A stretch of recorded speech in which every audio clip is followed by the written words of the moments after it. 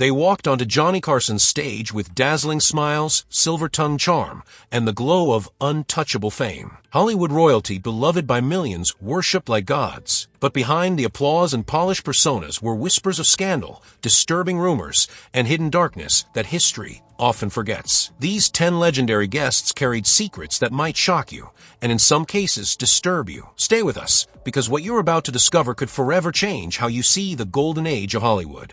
Errol Flynn, the devil behind the smile. There was a time when Errol Flynn was Hollywood. His grin could melt a camera lens, his swordplay made crowds roar, and his every move oozed the charm of a classic swashbuckler. Known best for roles like Robin Hood and Captain Blood, Flynn wasn't just a leading man, he was a legend in real time. But behind that dashing smirk and roguish wink lay a man whose life off-screen was filled with shadows, whispered secrets, and controversies that swirled through the backlots like wildfire. Flynn's lifestyle was legendary, the kind of fast-lane glamour that became myth. Lavish parties, globe-trotting romances, and a magnetic pull that could bend a room. But as the spotlight burned brighter, so did the rumors. Hollywood insiders murmured of chaos behind the charm, of courtroom drama, late-night scandals, and behavior that had even the most powerful studios scrambling for damage control. Whether he was living life on the edge or simply playing the roles society handed him, no one could quite pin down where the actor ended, and the act began. To his fans, Flynn was untouchable, a man of daring, wit, and irresistible allure. But to those who saw him up close, the story was far more complicated. He was a man torn between fame and freedom, image and impulse. The very charisma that made him a star may have also shielded him from the consequences others would have faced. Errol Flynn remains a cinematic icon, but his legacy is a blurred portrait, one painted with equal parts heroism and hubris. As we peel back the golden curtain of old Hollywood, Flynn's tale reminds us, sometimes the most dazzling light casts the longest shadow. Joan Crawford, the smile that froze the room. Joan Crawford wasn't just a star, she was a force. With razor-sharp cheekbones and eyes that could pierce through the screen, she commanded attention like few ever could. Her rise from poverty to powerhouse was the stuff of Hollywood legend, a Cinderella story written in studio lights and signed in crimson lipstick. Audiences adored her. Directors respected her. The industry feared her. But behind the tailored suits and perfectly set hair was a woman whose personal life was layered with silence, control, and mystery. Crawford's image was always tightly held, pristine, polished, perfected. She reinvented herself more than once, refusing to be discarded by an industry that worships youth and forgets fast. Off-screen, she was known to be fiercely disciplined. Her home was immaculate, her public presence curated to the finest detail. But behind closed doors, some say the walls whispered a different story, one not of stardom, but of storm clouds that gathered in private. Her daughter, Christina, would later pen a memoir that shook the world, a portrait of a mother who ruled not with love, but with ice. Yet even that book left more questions than answers. Was Crawford the victim of cruel gossip, or the architect of her own mythology? Some who knew her spoke of generosity and strength. Others remembered coldness, tension, and a need for control that eclipsed affection. What remains undeniable is Crawford's ability to command rooms, cameras, lives. She was elegance with an edge, beauty with boundaries, warmth wrapped in warning. As time has passed, her name still holds weight, not just as a star of the screen, but as a figure whose legacy leaves us wondering how much we really knew. Because in old Hollywood, even the brightest diamonds can be cut from stone. Jerry Lee Lewis, the piano never lied. When Jerry Lee Lewis sat at a piano, it didn't just play, it exploded. His fingers moved like lightning, his voice roared like a revival preacher, and his energy could burn through curtains.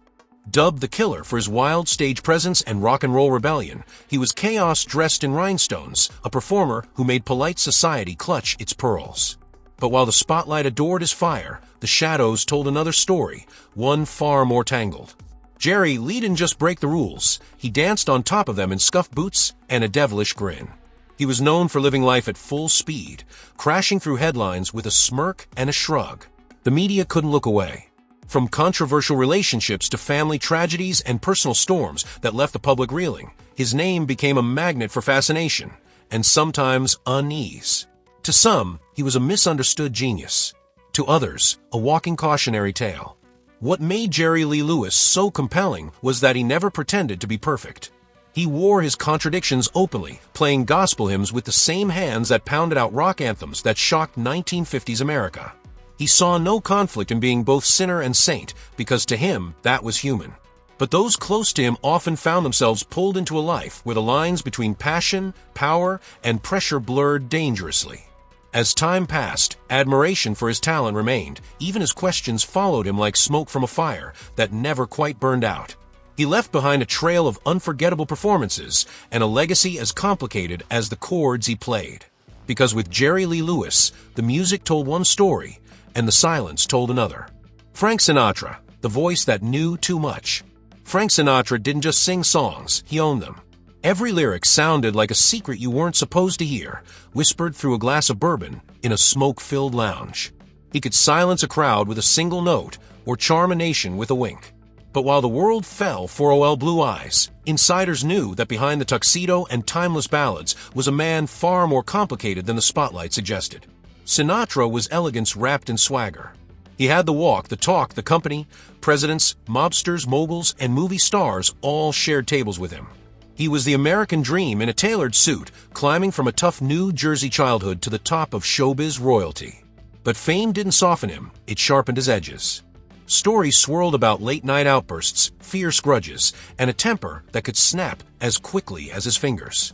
There were whispers, of course, about friendships that blurred the line between influence and intimidation, about favors owed and favors returned, about the way rooms seemed to go quiet when Frank walked in, not always out of respect, but sometimes caution. Yet nothing ever stuck. The man knew how to move through storm clouds without getting wet. Whether it was sheer charm, loyalty, or something more strategic, Sinatra always seemed 2 steps ahead of the truth. To his fans, he was class incarnate. To those behind the curtain, he was a master of control, of image, opportunity, and consequence. But even as the years pass, one thing remains certain. Frank Sinatra didn't just sing about life. He lived it on his own terms. And in the shadows of his legacy, there's a silence that speaks volumes. Bing Crosby, the crooner with a winter chill. Bing Crosby's voice was the sound of comfort. It wrapped around radio waves like a warm blanket, especially in the coldest months of the year. For generations, he was Christmas, the man who made White Christmas a cultural treasure. With a pipe in hand and a gentle smile, he came across as the embodiment of calm, cool, collected, and kind. But some say the man behind the music was not as soft as the songs he sang. To the public, Crosby was polished perfection. A pioneer of the microphone era, he wasn't just a star, he reshaped what stardom looked like. Laid-back charm, effortless style, and a voice like velvet.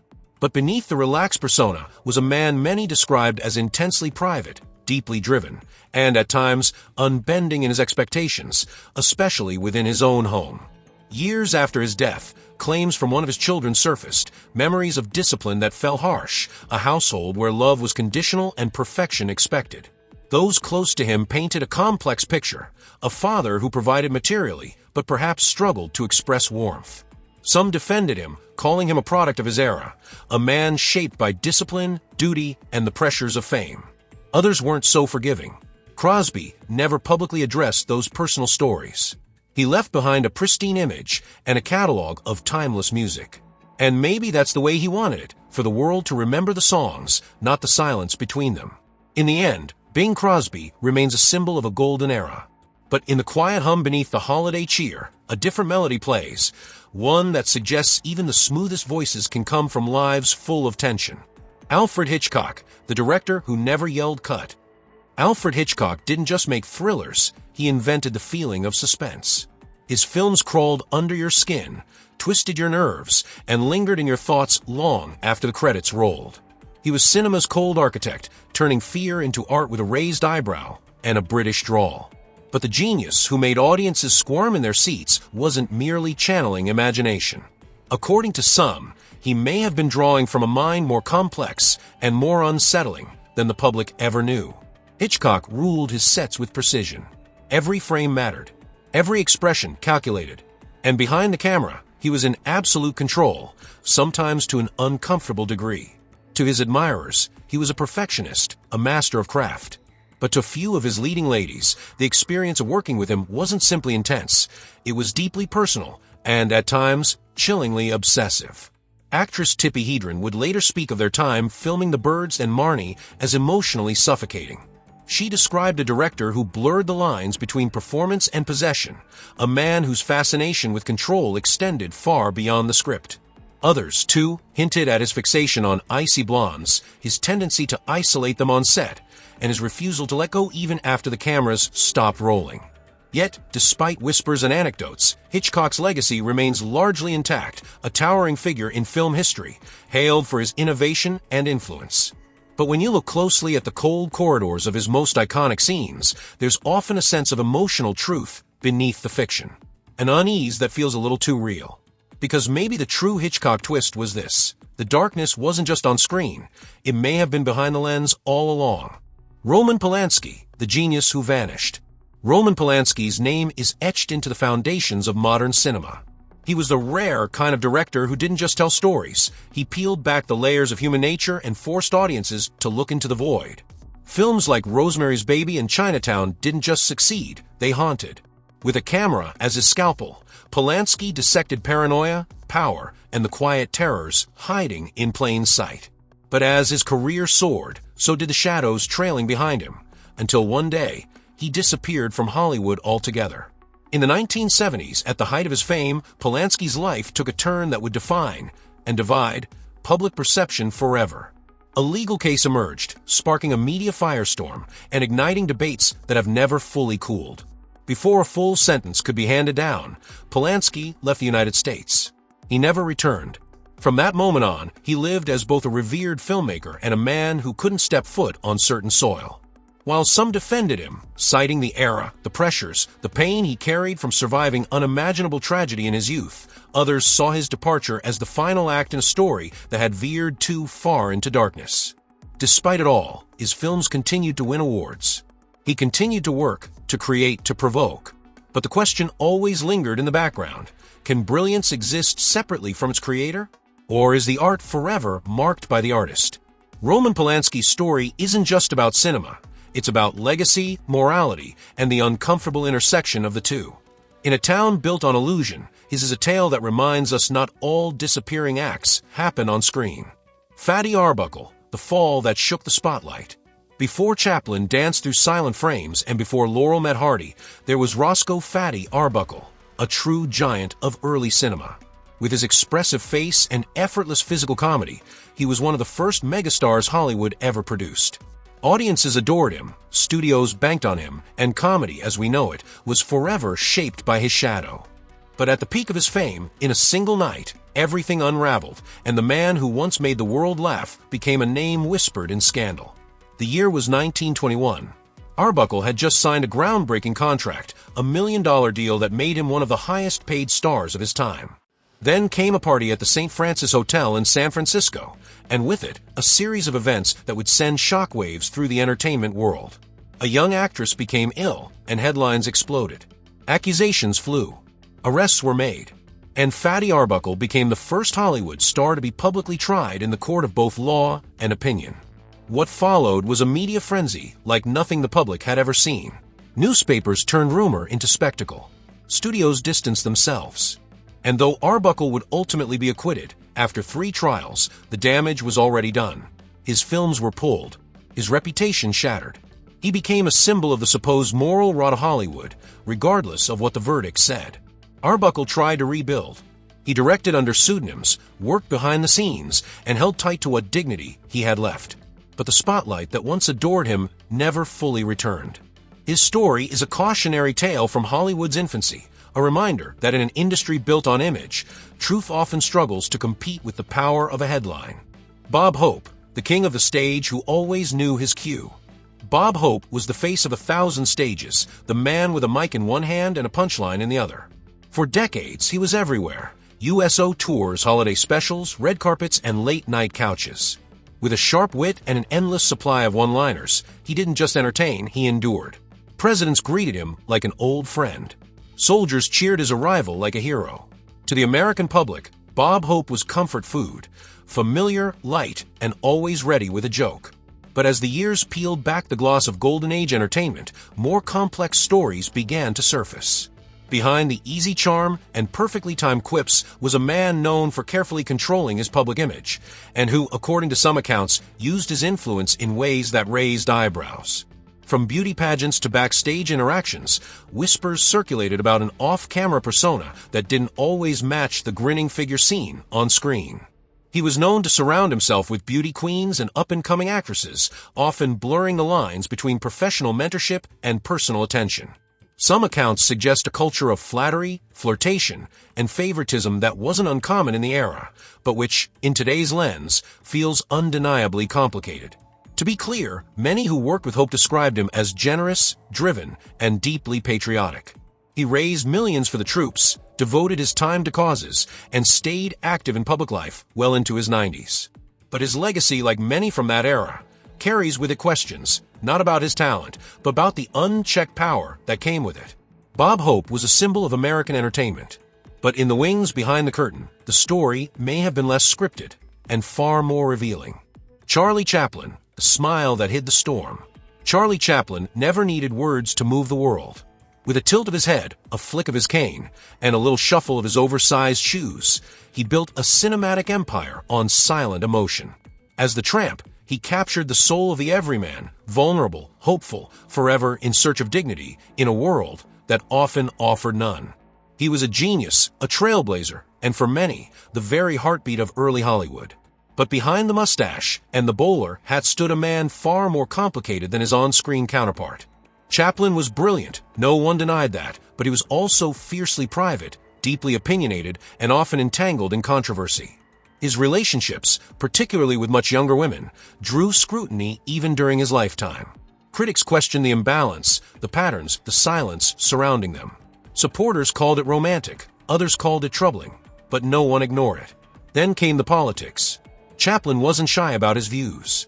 He spoke openly about class, power, and the plight of the poor, ideas that made their way into his films and ultimately put him at odds with the American establishment. During the height of post-war paranoia, his name was caught in the crosshairs. He was labeled un-American, watched closely, and eventually barred from re-entering the country he had helped entertain for decades. Despite everything, Chaplin remained a titan of cinema. Honors came late in life, standing ovations, honorary awards, and a slow rewriting of his public image. But the questions never fully disappeared. Was he misunderstood? Misjudged? Or simply a man whose contradictions were too vast to fit neatly into the silent frames he once mastered? Charlie Chaplin made the world laugh. But in the quiet between the jokes, his story still echoes, and not all of it is funny. They sat across from Johnny Carson, laughing under bright lights, trading stories and one-liners with America's most beloved host. On those nights, they were untouchable, icons frozen in time, beamed into living rooms like royalty. But as we've seen, the glow of a spotlight doesn't always reveal the whole picture. Behind the charm, the talent, and the applause, some of these guests carried stories far more complicated than their TV appearances ever let on. This isn't about canceling the past. It's about understanding it. Because Hollywood's golden age was built not just on performances, but on personas, carefully crafted, often fiercely protected. And as time passes, peeling back those layers helps us see not just who they were, but who we thought they were. Now we want to hear from you. Which of these stories surprised you the most? Do you believe legends should be judged by the standards of today, or remembered as products of their time? Let us know your thoughts in the comments below. If you found this deep dive into old Hollywood's darker corners fascinating, give this video a like, hit subscribe, and tap the bell so you don't miss what's coming next. Because sometimes the most unforgettable moments aren't in the script.